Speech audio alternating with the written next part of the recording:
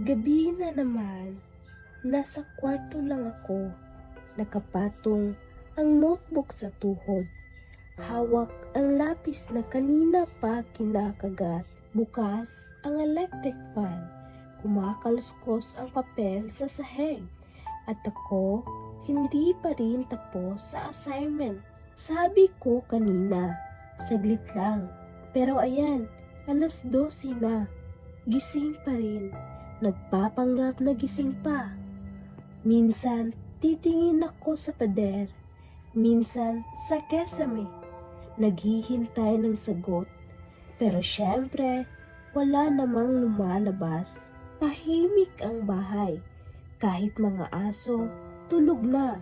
Ako lang yata ang mulat.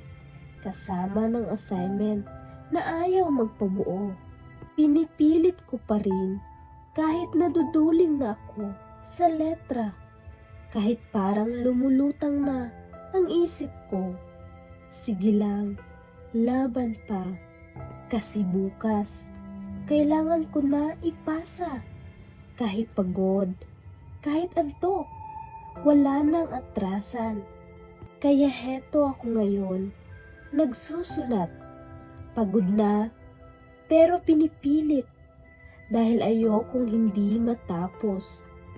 Kahit hindi perfect, kahit magkamali, basta matapos, basta may maipasa.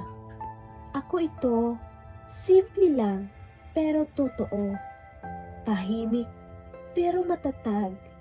Patuloy akong nabubuhay para sa aking pangarap.